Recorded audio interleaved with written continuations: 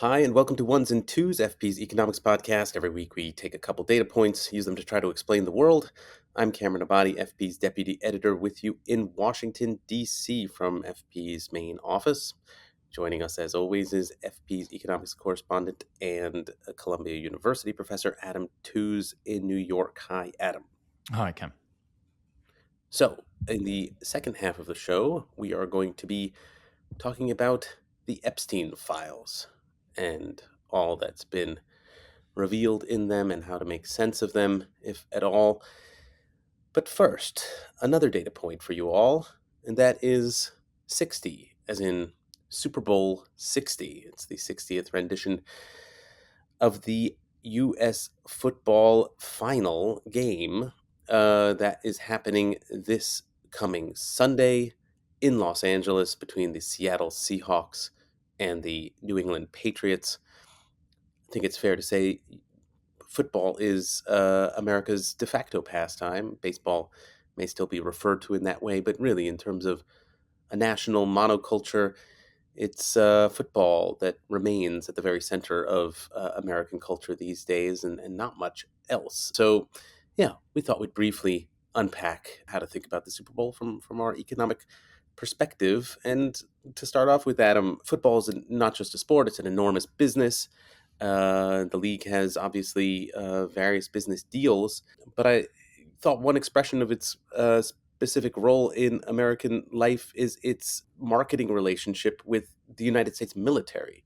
What sort of relationship does the NFL have with the U.S. military?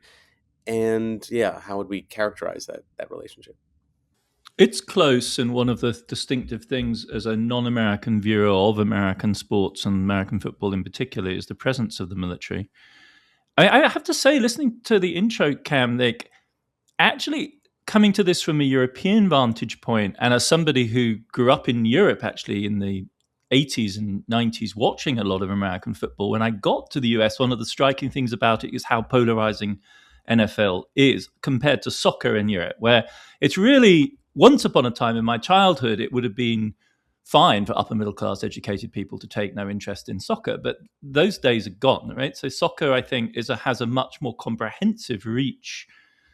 Whereas, you know, I was widely considered a freak amongst my vaguely lefty humanities and social science colleagues for actually being knowledgeable about the NFL, and there were years in which I watched really used to comprehensively watch the league, wouldn't miss a game, was quite knowledgeable, even could have dabbled for a while, thought about anyway dabbling in fantasy football. Was never any good at it, don't have the brain space because it's a really complicated business. So actually I think NFL it's kind of red-blooded America, right? It's Ford F-150 driving, and it is indeed patriotic America. And the American military show up, to come back to your question. And there was a scandalous phase where it emerged in the early 2010s that the US military was actually paying the NFL for the appearances. So this was actually just secret advertising, which they didn't say that these were paid messages. But de facto, the NFL was receiving funds from the U.S. military for the staging of, flags at the beginning, the honoring of veterans, like the whole works. It was actually paid advertising coming out of the recruitment budgets of the U.S. military. This was exposed by a senatorial committee led by Flake and McCain, and stopped, as far as I'm aware. So there's no longer a commercial arrangement, and because this was established as a pattern, the NFL has continued to do it. But as far as I'm aware, they no longer pay. They no longer receive payment for it because it was just considered. And this was news to me. I was still under the impression that it was being paid for, but as far as I understand it, that is no longer the case. So obviously it takes money and resource to do a flyby, quite a lot. Flying a bunch of military aircraft across a football field is not for free, but apparently the Air Force logs it as training flying time, and so it's okay. And everyone else appears, but there's no actual payment from the US military to the NFL anymore, at least as far as I'm able to establish. Interesting. I mean, yeah, I guess when I was thinking about the role in the culture, I think it is a simple fact these days that NFL games are essentially universally the highest viewed television programming. There is no longer any other kind of um, programming that any kind of cross section of America can be said to be watching together. And yeah, I'm sure it's a somewhat of a self selecting group, but it's essentially all of the television programs that are highest in ratings are now NFL games. That's true, but it's still a fraction of the population rather than truly comprehensive. And there's a huge distinction between the people who watch the sport habitually, and it's overwhelmingly a working class audience if you actually see who's in the stands as regular season ticket holders, and people who just have like a suburban Super Bowl party. It's a very different kind of vibe. Well, yeah, I guess also the relationship with the military is not entirely surprising given the kind of affinities they both seem to have with a kind of essentially a kind of violence. I mean, like violence is sort of inherent to the sport of American football, and as it obviously is with the U.S. military. And that that aspect of violence on the field, that also accords with, I guess, a general uh, culture of violence in the United States. Obviously, that's sort of reflected in certain types of violent crime rates. But I'm curious about that relationship. If there's even a causal relationship there. I mean, could football be said to be producing violence in American society? Well, it's, I mean, to start on the field itself, and there's been long-standing concerns about the damage done to the players, um, up to and including death, permanent disability, paralysis, and a long-term brain damage from repeated concussions. And because it's a sport with a very, very large percentage of African American players, there's also a kind of element of racial and socioeconomic inequality that is playing in here. It's a little bit like boxing. So this is one of the ways for highly talented black young men to make it their way up the American social ladder by way of scholarships to prestigious universities. And they pay a very heavy price. And it's completely normal to watch a game and see somebody experience a career threatening, if not career ending injury. In fact, you can watch a game and see several people suffer that kind of disastrous fate, and it's, ruins their lives. So this is real. And the deployment of, I mean, the other thing that's very striking if you watch American football as opposed to, say, soccer, is the sort of the extraordinary hierarchy of the game, the division of labor, the rigid divisions between different roles, and the extraordinary top-down management. So it's almost like it's like in the history of warfare, it'd be like an 18th century battle with intense remote control, with lines of soldiers facing off against each other. But in fact, it has very little to do with modern warfare, which requires much higher degrees of autonomy and flexibility. So it's more like a kind of fantasy version, like a kind of computer version of what somebody engaged, a kind of armchair tactician or strategist might imagine war to be like. So it's quite strange. The social psychological inquiries do show spikes in violence around major American football games, notably when you have reversals of fortune. When if you start, if you the smart test basically look at what the odds were, the betting odds were ahead of the game. And there's no laughing matter because what we're talking about is domestic violence basically spikes as men who've suffered profound disappointment because their team has lost unexpectedly take it out on their families. And it shows up. It should be said, however, that you see exactly the same pattern in other sports that have been studied, including rugby and soccer, which is widely thought of, or football in the British context, which is widely thought of as a non-contact sport, but in fact, is very physical if it's played at a high level and engages passions. And so there have actually been several studies of the famous Scottish clash, Glasgow clash between Celtic and Rangers. And in the aftermath of a Celtic and Rangers game, and this will come as no surprise to anyone who knows British soccer, there are regular spikes of violence, notably in games where the odds are overturned. But all of this pales by comparison with just the general spike in domestic violence that happens around all holidays. So any big social occasion with alcohol and family stress produces a spike in domestic violence, which is measurable. And so, all of these specific logics of sport, competitive sport, male humiliation, and in the case of football, the actual visceral violence of the sport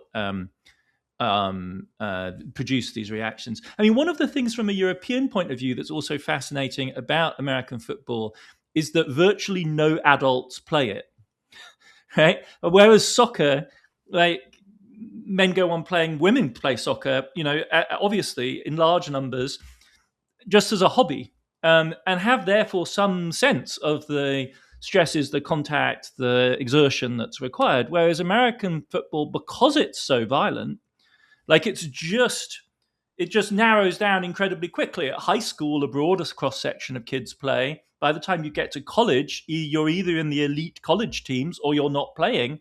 By the time you're post college, essentially only. And there's not multiple tiers. It's not like there's a second division, a third division, a fourth division. Certainly not one that actually counts for anything, unlike in soccer, where you have an entire infrastructure of teams. So you really just have these marquee franchises, and the number of people that are actually directly involved in the sport is really quite small. Fewer than basketball, for instance, where there's loads of pickup games going on all over the place, or baseball for that matter, or softball, or any of its spin-offs. You don't see a bunch of middle-aged people playing, a real game of course, there's flag football and things like that. But in adverts, they like to invoke these kind of images of family pastime football, but it's not really a thing. I can think of an example, but although it's precisely an aberration, right? And my good friend Amanda, her father, still manages to go out and play football. I think every Sunday, and I think he sort of appears as a, like, old warrior on the field, and I think most of the other people are young, but he still goes out there, and I guess it's it's sort of two-hand touch. I don't know. I'm assuming it's not full on tackle, but and he comes home with various injuries, I think, and he's just managing to continue into his I guess into his later years playing. But anyway, obviously an aberration, I think, and yeah, this relationship between actual violence and the games themselves, among violence among the spectators, that really does sort of put a damper, I think. I hope on perhaps on people's Super Bowl parties, like the idea that that the viewing could I produce. mean, except for particular teams, like there's no real track record of violence amongst the fans. So it's very unlike soccer. I mean, there's really no. There are a couple of stadiums where it's ugly. The Philadelphia Eagles, I think they actually have a courthouse in the stadium. So there are some like notoriously rowdy teams, but it's not a sport. The image of fandom is totally different because it's all that what's it called? Like, barbecuing off the back of tailgating, right? And I mean, like, you can't tailgate after a European or Latin American soccer match. Like, it would be carnage. Like, people would get destroyed.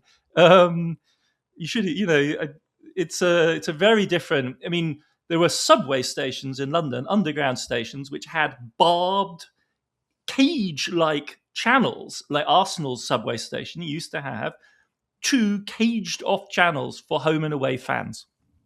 Goodness, yeah, Like yeah, it was like in a zoo or a circus. yeah. I mean Nothing like that in American sport, I don't think. not yet, not yet. Don't want to rule American it out. politics, more like. Yeah. But when people do gather to watch the Super Bowl, obviously they're watching the game for the most part. But actually, many people gather specifically to watch the commercials. So this is the most viewed television program of the year. Not coincidentally, the prices of the commercial advertising during the game. There are many such commercial breaks as well. That's the nature of the sport with its many pauses. those commercial breaks, those advertisements are the most expensive advertisements, of the entire year in the United States, and so companies tend to spend a lot of money and time and effort making them. Um, yeah, I'm just curious, in terms of these ads, how do they work when you're spending that much money on a 30-second advertisement? In what sense can they be said to be worth it at all? I mean, the evidence is they do work. So Budweiser, which has a prominent beer endorsement, sees a spike in consumption. Now, would they see a spike anyway? I think their argument is that they need to have the spot because otherwise one of their competitors will have the spot. And so the crucial thing is not to lose relative brand positioning relative to somebody else. So Coke and Pepsi basically both have to be there because if one of them was there, they would be taking market share away from their competitor, and that's not acceptable. So they're both there so as to counterbalance. The evidence is it does work.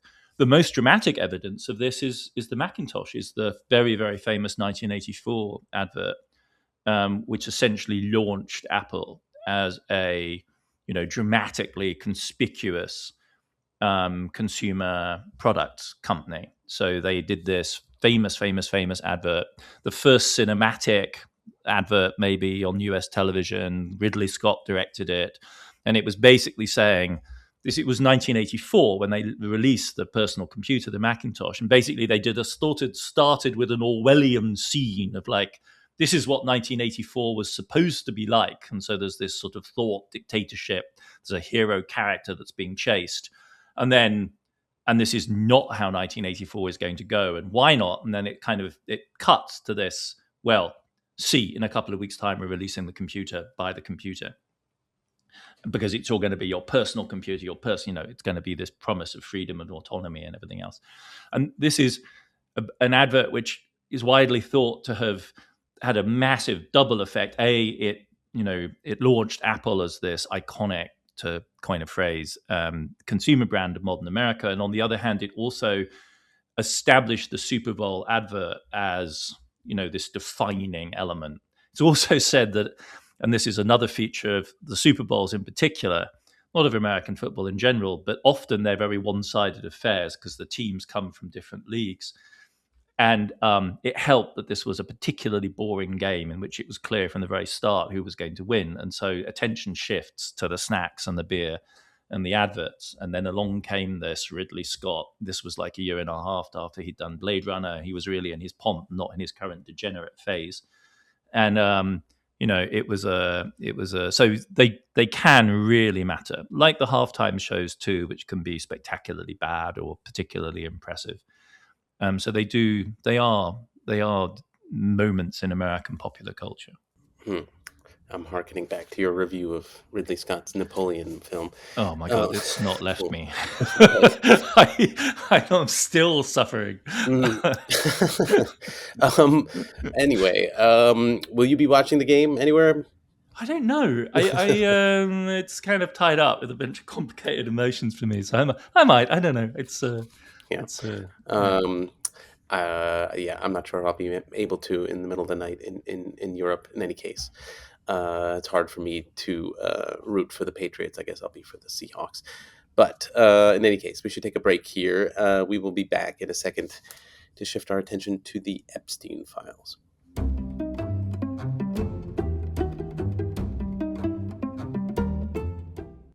Hi, welcome back. Our next data point is 4. That is the number of counts of significant sexual crimes that Jeffrey Epstein was charged with.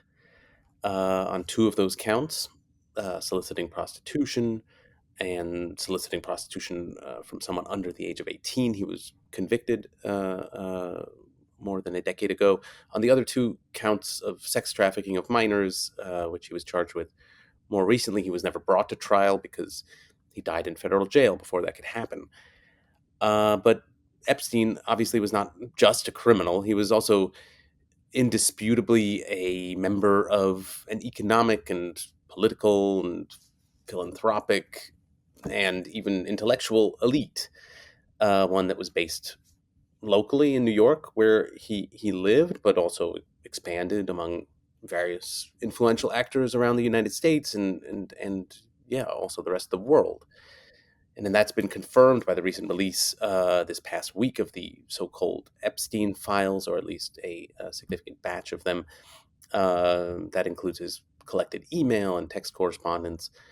And the release of all that has, was mandated by Congress, and it's made manifest just how close Epstein's contacts with the elites of various kinds really was, and that I guess raises some questions about what that elite consists of. And yeah, we thought we would try to examine all this from our economic perspective. And Adam, to start off with, I think it would only be a natural question to ask whether you ever met or encountered Jeffrey Epstein. As I mentioned, he was living in New York. You live in New York yourself. And more generally, I mean, is he the sort of person you could conceivably be introduced to today, say, if that were, an operative uh, fact? I mean, are the sort of party invitations in New York that he extended the sorts that you could sort of conceivably receive? So, I mean, the short answer is no. I never met him, but then that's kind of hedged by a feeling of like why, and also a feeling of thank God I never did, because and and sort of part of that is, and that was clearly part of Epstein's thing, was like, well, wasn't I A-list enough? No Nobel Prize, Columbia, not Harvard, those kind of questions. Choices. Would I have accepted an invitation?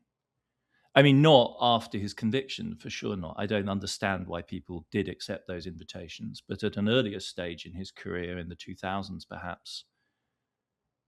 What then? I sometimes have that kind of feeling of like Helmut Kohl's famous comment about die Gnade der späten Geburt, the mercy of late birth. I mean, part of the issue is I, became prominent and well known by the time he was already on his way to jail, like proper jail.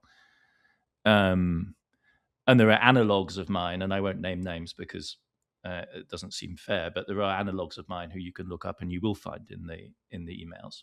And there are people that I've known since childhood, actually, who are in the emailed exchanges, because he was a patron. He was thought of as a patron. He was in the network of East Coast intellectualism, and one that particularly was attached to Harvard. That, I mean, my mum got pregnant in Harvard when my dad was in a lab of somebody that's in these emails. So, like, I've been in this world since I was literally an infant, and there are people who I've been in seminars with, and people who've asked me to teach courses. Like Larry Summers asked me to teach on his course in the fall. And I said no, not because of the Epstein stuff, but because of Gaza, and his positioning on Gaza was totally unacceptable to me. I hadn't at that point plumbed the depths of where we were going to end up with Summers and Epstein. And there's no, as far as I can see, no allegation that Summers had anything to do with any of the child abuse, but he was hanging out with somebody who was obviously doing that and taking advice from him. And it's profoundly disturbing. I wrote about it in the newsletter. I mean, I keep coming, because we're going to talk about elites in general. I mean, I really am so profoundly shaped by growing up in West Germany in the 70s and 80s, and this endless question of what would you have done in Nazi Germany? Is there anything that you are confident of in yourself that would give you reason to believe that, given the circumstances, you would not have been a Mitläufer, or even worse, like a participant? And I've really been haunted all my life by that question. On a more mundane level, I have been to billionaire parties where one of the currencies is a private flight home, and that's clearly one of the things that Epstein traded in, was the ultimate high end. We'll talk more about his money, but I have been in a situation in which it was a West Coast event crammed into an incredible schedule for everyone that was there. There was a party that everyone was going to afterwards. I had to come back and teach. They said, "Oh, don't worry about it. You can fly, come in my plane tomorrow morning. Come to the party, come to the party." But the plane was going to Boston. And I'm a New York boy and I needed to come home and teach. And I'm not at Harvard, I'm at Columbia. And the plane was going to take my Harvard colleagues back home. And that's not where I needed to go. And that's why I didn't go to the party and didn't have didn't have the private flight. But that is the currency. And if you actually read the emails from a socioeconomic point of view, it's quite interesting to see what it is that's actually being traded. And if we're not talking about sexual favors and sexual exploitation, a lot of the time it's things like private flights, which are the kind of, the bauble of the bauble. So yes, it is a world that I'm familiar with, and it has left. I haven't, it's been very difficult to not think about it since we've gotten really into the details of it, because a lot of it is quite familiar. Yeah, I mean, it seems only natural to talk about Epstein's money, first of all. It seems to be what gave him access to this world in the first place. So as far as we can tell, where exactly did Epstein's wealth derive from? I mean, there was a really good New York Times report about it, which just describes this snowballing chain. I mean, he is really the classic American story, like a kid whose dad was working class, essentially, that didn't complete college, that then just bluffed his way into maths teaching at Dalton, I think. And then, like, when he was exposed there, bluffed his way in because he was clearly charming, urbane, you know, played the piano really well by all accounts, was obviously very kind of conversant with culture. Charmed his way into a job at Bear Stearns. Then he was exposed at Bear Stearns as like not having the degrees he claimed, and he just fronted up and said, "Yeah, well, I thought if you'd actually seen my CV, you would never give me the chance." And they said, "Well, actually, you're quite good at doing this, so carry on." And he's not finally booted out there until these really egregious expense accounts manipulations are exposed, where he's basically, buying presents for girlfriends and so he leaves there under a cloud, but starts his own, money management company. But he's got serious high-level backing from the bigwigs at Bear Stearns. Falls in with some upper-class British family for a while, defrauds them a little bit, it seems. Comes back to New York. Is Hochstapler in the German sense. Like he's always playing it higher than where he's actually at, and it works. Situation like New York, it works really well. So then he establishes some really posh offices, maybe defrauds somebody else of some property funds, and then he gets lucky because he, through his connections at Bear Stearns and in other places, begins to build associations with really truly rich people, the Rockefellers, Les Wexner, and then Leon Black. And it's in the end, in the management of their money, leveraged by way of his very serious connections to Bear Stearns and then ultimately to JP Morgan as well, that he really begins to accumulate serious amounts of money. And then he sets up a foundation, and then you're in the foundation game because then you're a quote, quote donor, and then you're off to the races. So that's how it seems to have worked. I mean, by the 90s, he's a genuinely wealthy person, and by the 2000s, he doesn't seem ever to actually have been a billionaire, but he's worth $500 million plus. Like he's a fantastically wealthy guy, largely through skimming commissions. There may also have been blackmail involved. There's huge payments from Leon Black, which are wreathed in litigation and so on. Leon Black is the Apollo guy. Les Wexner is like Victoria's Secret, Abercrombie and Fitch. So it's always, it's private entrepreneurial money or private equity hedge fund type money that he's really dealing with. This is not somebody that, and you couldn't get as much money as he accumulated as quickly as he did coming up from the floor at somewhere like Bear Stearns. Like he's starting on salaries of a couple of $100,000 and spending like crazy. So he's not accumulating that way. He's accumulating by way of various types of personal money management relationship with, shall we say, non-institutionalized private wealth. Yeah, that does seem to sort of leave this gap that is mysterious between being the kind of person that manages like sort of the money of philanthropists to becoming the philanthropist yourself. Like that leap, it seems like an order of magnitude of wealth that I don't know how you go from managing money to being the near billionaire yourself. But I guess there are kinds of mysteries there that we won't entirely be able to unpack. But at the symbolic level, it's less mysterious. So, sure, how did he actually go from nothing to being worth $700 million? Like, how do you do the arithmetic on that? But in American society, the shifting into the role of the patron, that the threshold for that is relatively low, and he exploited that um, really effectively. If you set yourself up as a donor of any kind, of any scale, the amount of attention that not-for-profits in the US will lavish on you, and the amount of leverage other people with often far more money than you will lavish on you because you've joined this class, is staggering, to a European incomprehensible at times. And the games that you have to play around this, if you're working for a Columbia or a Yale, or even in your own small capacity, if you're a middle class person and you can give some money to a local charity or a local politician, you just get all this FaceTime and attention that is extraordinary. So I think he leveraged this, and the very least you can say for him is, like, unlike a Jeff Bezos or somebody, he kind of knew what to do with his money. Like, if you gave Epstein $500 million, he's going to have a couple of islands, a really big airplane or two, a fleet of cars. Like, he's running the wealthy lifestyle almost as a business, a kind of entertainment operation, rather than bloody Bezos, who's gutted the Washington Post because it's losing money. I mean, like, it's insane. Like, Jeff Bezos' annual income is enough to cover all of the Washington Post losses, but he thinks, oh no, we should shut this down. Epstein clearly spent money to generate influence, and all the time and continuously. And so what he did was set up a foundation very early on, and it's by way of the donations, which were no doubt modest, from that foundation that he gets the attention of, say, the Rockefellers.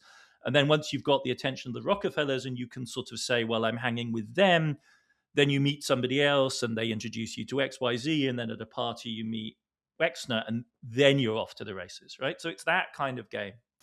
That's fascinating. It's fascinating, yeah, to think of. First of all, is like being a donor is in some sense like a self-fulfilling Yeah, that's why people do it. designation. That's why And people do it. Like, yeah, it's tax supported networking, mm, right? And you give $5,000 and you can be on boards, countless boards. So if you're earning $1 million plus, right, this is like 0.5% of your pre-tax income, like, and it's tax free. So it's tax free, and so it gets you on a board, and all of a sudden you're going to really cool dinner parties with really interesting people that you're interested in, and one thing leads to another, right? For somebody like Epstein, who's buying his way into, and clearly did have cultural aspirations and was quite interested in science, and so if he can, like, get to a position where he's going to dinners with loads of Nobel Prize winners, from his point of view, that's, this is incredible use of money compared to what, sitting on it or buying another car or something. and the instinct, that instinct to know that these ostensibly sophisticated people won't uh, question your presence or standing because you're, by virtue of simply being there, is I think really canny, obviously. I guess this raises the general question of, given now the release of these files, I mean, what can we say about what this elite consists of? I mean, what is the composition of the elite that Epstein was a part of? I mean, what does it consist of at all? Well, yeah, it's a very interesting question. I mean, I think the bits that we've seen are, there's a New York social, cultural, business scene, like, that figures people like Trump. Um, there is there was the moment of the Clinton presidency and the 1990s, which opened up in a way, and the Epstein immediately burrowed into and worked his way into the presence of Bill, who then obviously began to enjoy the company and the things that Epstein was able to offer. Then he seems very kind of in a quite a targeted way to have gone after. I think you could quite fairly describe it as the kind of 2000s Davos set. So it's people like Bill Gates and the starry names at Harvard and MIT of that period, and Larry Summers, fresh from the Clinton Treasury, and he didn't necessarily update very quickly. So there's a sense that by the 2010s, everyone's aging out a little bit. But nevertheless, he's playing in that kind of group. And then I think once his reputation started building, you get the Sergey Brins, you get the Elon Musks, all wanting in on the action that he's able to provide. And it seems as though he started building, the empire of sexual exploitation. That has a history too. It's not like he did that all the time. Early on, his relationships, there was some talk about inappropriate behavior at Dalton towards young women, but he was in his early 20s at the time. So the real pedophilia, the big, real sex trafficking network seems to have built up from the 90s onwards. And that then obviously changes the currency that he's dealing in by the 2010s, because he's able to offer. The reason, it's quite clear, I think, that all of these phrases, pizza and so on, are code words for the trading of young women of different ages, shapes, sizes, ethnicities. There's the exchanges with Mandelson are very revealing about the way in which people would essentially kind of phone in their preferences. And so I think that changes the sorts of people that he's engaging with, right? Because early on, he's going for the obvious kind of names. By the 2010s, sorry, one gets a little lost in the obscenity of all of this. But by the 2010s, I think it's, he's a hub. He has something to offer that is unusual, and so you get different sorts of people clustering around him. But I was struck, I did a little kind of exercise in my head and kind of thought, so, if we say are starting in the late 2000s, who would you expect for him to be inviting and talking to? And an awful lot of those people are there. And it's quite, he's interested in cancer research. So he'll invite a famous molecular biologist and their partner, and they'll go to the Met or something like that. And he's in that cultural scene, and he'll write to a curator saying, can you take us around? And so it wasn't just like pizza and grape juice or whatever it was called on the pedo island. It was also the a kind of flow of culture of a very, very mainstream, very typically elite type in New York. The real cognitive dissonance is that, given that he has a conviction record and he's not unknown, why anyone would go on, it's just a little bit like the Mark Carney thing and the Václav Havel. Why are we continuing to put a sign of decency and respectability in this shop window? Allowing for all of the hypocrisy, and obviously sexual slavery and prostitution and all of that it's New York, for heaven's sake. It's all around. But why would you, as a high status person, still engage, in polite chat with somebody like this, even just for self-protection? Did these people really imagine that at some point this wouldn't come out? This wouldn't become a liability for them? It's very puzzling. And it was clearly unashamed, in fact, unabashed. The people who were close to him, I think, precisely appreciated how overt he was about his perversion, about how, doesn't seem like there was a great deal of secrecy. They were trading Nabokov, for heaven's sake. Like Larry Summers' wife was giving him reading tips about novels of inappropriate relationships with girls. It's quite extraordinary. So there was some level at which the inhibition clearly dropped, and maybe people didn't understand the full extent and the violence of what seems to have been going on, or maybe that's making excuses. In any case, it's just staggering that people weren't, didn't have the Norman Finkelstein reaction, which is screw you, don't come anywhere near me ever again. I don't want to have anything to do with this kind with this person. Yeah, I mean, I do think these questions bear more closer even examination, because it does seem from the text of these files that you're pointing to, that the sort of transgressions were not incidental, like they were sort of intertwined in all of these interactions, sort of inseparable from it, and it seems that it was part of the attraction in a way. The kind of, the outrageousness. I think outrageousness was cited by somebody, I forget whom. Oh, that sleep lifestyle guy who said, "Oh, Jeffrey, your life is so outrageous. It's such a shame I can't tell anyone about it." Precisely, outrageous is a fascinating adjective to describe activities that are immoral, right? I mean, it's an interesting kind of um, interesting description, and so yeah, I guess this raises questions of the role of, the sort of sociological role of vice, of transgressiveness, and it's precisely among a group of elites. I mean, I think and as I was thinking about that, it seemed to me there were a couple of ways that functional roles that vice could play in elite groups. I mean, like, one, it seems almost like, the flagrant indulgence of vice can be a signal of power. Like, if itself, Epstein, maybe perhaps Epstein earned his entry precisely in his lack of shame, his unashamed displays of vice. And then on the other hand, I wonder whether maybe the sort of communal indulgences of vice are precisely what um, elite belonging consists of, or can consist of, right? There's a kind of like, there's a bonding that can happen precisely by being transgressive together. So I don't know if you think that this sociologically can play this role. No, I think there's something.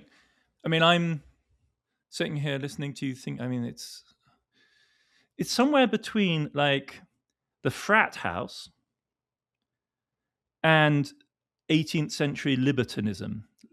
The libertine maybe is the kind of character, or like the Goncourt brothers in 19th century France, like this, where in French, in Paris, culture, empire, second empire, third empire, third republic, second empire, third republic.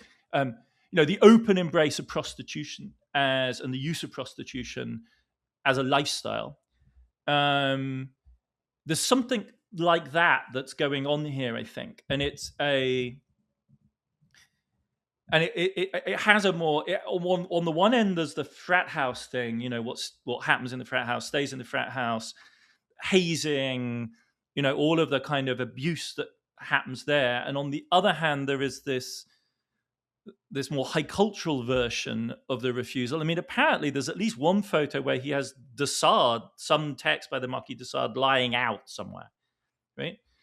And there isn't much in any of the emails or texts that I've read that explicitly refers to that kind of And this is inspiration. the namesake of sadism. I mean, the Yes, I mean, an sadomasochism. 18th century Yeah, libertine, like a man who, explicitly rejects the logic of conventional morality, especially as it is embodied by the church, and instead, is one of the progenitors of the sexual dungeon fantasy. And in some ways, they are living out they appeared to be living out that fantasy. And at some level, the weird thing about it is that it's so familiar from 50 Shades of Grey, run of the mill pornography, like a lot of what's happening here. So this is, I think, maybe the triangle, right? The frat house, a kind of highbrow 18th, 19th century libertinism, and just porn. And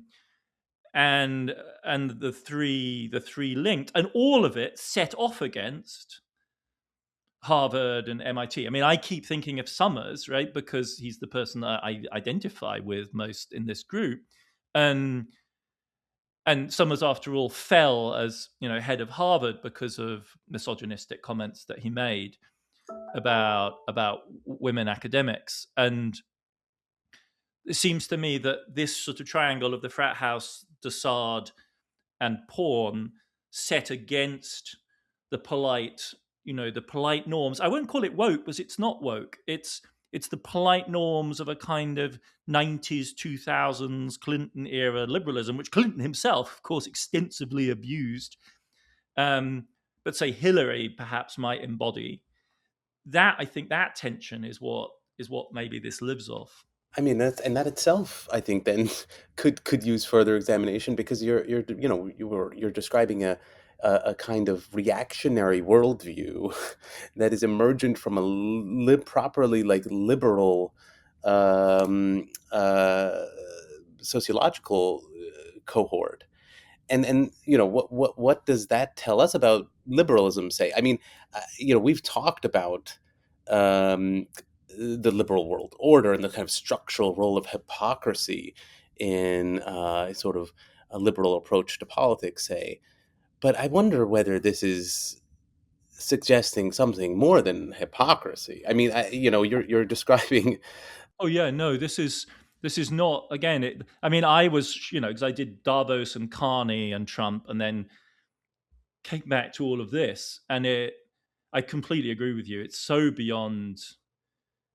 I mean, I don't think it's by accident that MAGA and Bannon and Trump also fit in this universe. I mean, it's all post-liberal, and it's in dialogue with. They all know they're breaking the rules. They all know they're being dirty and bad. That like grabbing pussy is not something you're supposed to say, but there's some kind, or do, and there's a thrill in doing it precisely because it's wrong. But like, but so to that extent, they're all reaction formations against a kind of. And I have to say, coming to America from Europe, the politeness, I don't mean woke, the uptight politeness of American mainstream liberal culture is hard to deal with if you're not habituated to it. Like, Cambridge colleges behave worse. People get really drunk. They're obese. They don't go to the gym all the time. They're seriously messed up. And they're very, very powerful intellectuals. And you have to process both at the same time. They smoke, they drink, they fuck. They're a mess. They're kind of, and yet it's Oxbridge. And there isn't a lot of space for that at Harvard and Yale and Cambridge. Yale maybe a little bit more, but Harvard, MIT, and in the business school and law school world, there isn't really actually that much space for it. There are, of course, exceptions, people that kick against this and then quite rapidly fall foul, get anathematized. And I think Epstein is quite intelligible in that space, really, as a reaction formation against a certain sort of very uptight American liberalism. And there's also this Jewish element, right, of like the differentiation between the Jewish and the goyim that they invoke. I mean, I can't ever decide whether it's real or a joke, but it's very I strange. think, I mean, that itself is fascinating. I've had this discussion with people in Germany, precisely what you're I describing. bet they can't process the it. the That must be politeness, quite that difficult. politeness, and even my wife Britta sometimes will be like, why is everyone so polite and nice to each other constantly? And Yeah, but the suggestion being that there is something repressed, and then one sees a yeah, kind of gleefulness of this indulgence yeah. in immorality and criminality. An extreme contempt. Like, really, what was that comment about they're like shrimps? Sometimes you just remove the head. Goodness, Like yeah, I mean, really, but I like think, but I think. grotesque mm, kind of class arrogance. Yeah. Again, it's sort of that suggests to me it doesn't even, it's not even, yeah, it extends beyond hypocrisy in this sense. It's not, it's sort of that it's not, it ceases the indulgence to virtue, the respect to virtue that hypocrisy would require. Um, and, and I guess maybe you're right to say that extends this shamelessness, or this indulgence, gleeful indulgence in transgression, extends beyond just the liberal, cohort, in our current post-liberal moment. But maybe this thing, I guess maybe this is a way to end, is this question of what portrait does this paint of, elites in general in our world? Are elites themselves out of control inherently? I mean, are, as in people who have sought to acquire power? I mean, is this basically what is this structural to that pursuit? That basically there's something inherently out of control about people who find themselves in that position, in the sense that, yeah, it seems like we're circling around a kind of psychological diagnosis that maybe they've not pursued more normal stages of psychological development, and then that sort of lack of transparency to oneself, to one's desires, maybe motivations, that repression, is that itself a kind of I guess I'm aware I'm being very broad here, but is that a itself a threat, a menace to others, and maybe the world in general? I mean, I'll bring this back to, since we're going to try and generalize. I mean, that for me was always the haunting set of questions around the Nazi elite that I studied so intensively for a while, and um,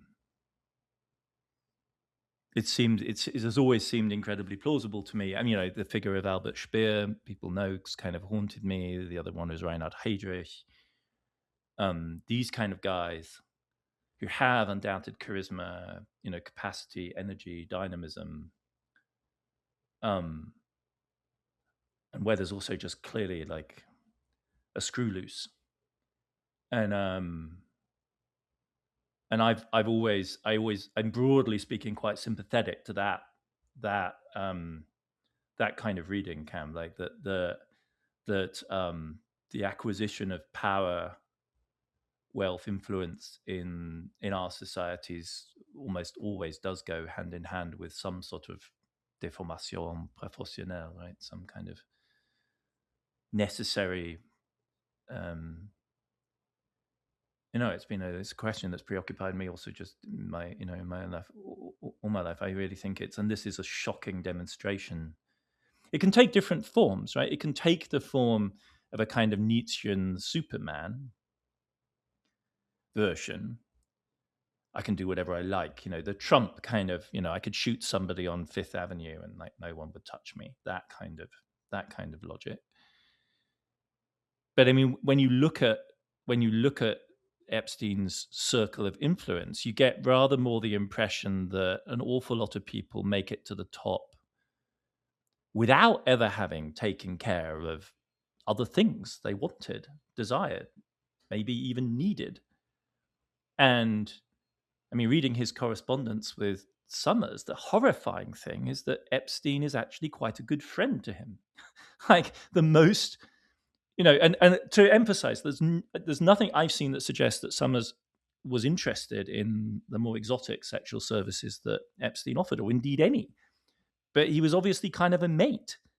And there's this extraordinary text where Epstein says something like, well, yeah, this is a totally messy love affair, and I think you're going to get your heart broken, but frankly, Larry, you're much better off doing this than you are going to another IMF meeting where you'll give a speech which you could give in your sleep to people that you basically have contempt for.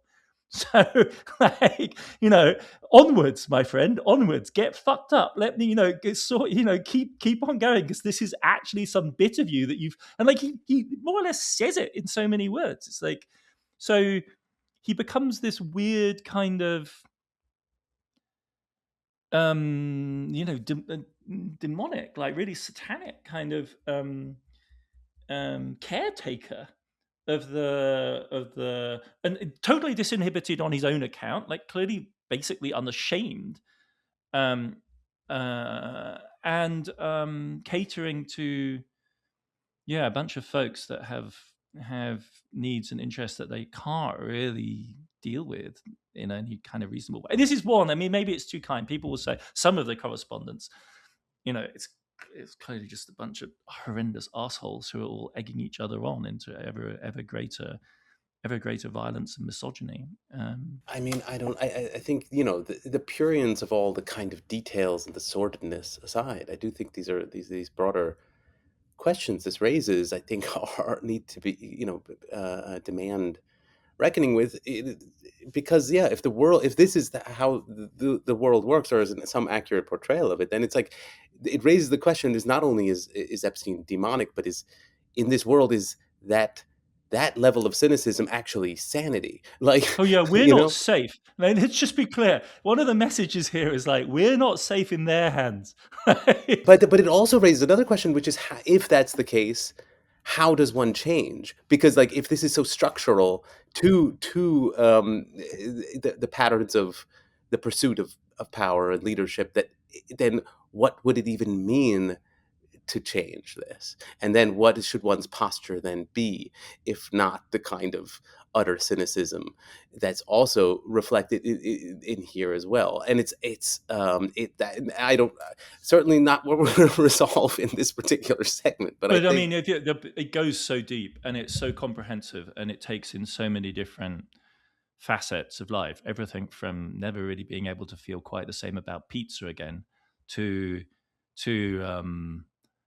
second guessing one's love of piano concertos or something.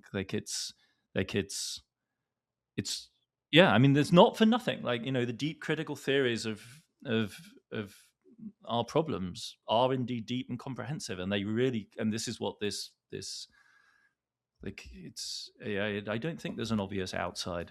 I'm going to insist that when you visit Berlin, that we continue to eat pizza in my home. And it's As long as it's not with always been grape juice. pizza, I will say. Exactly.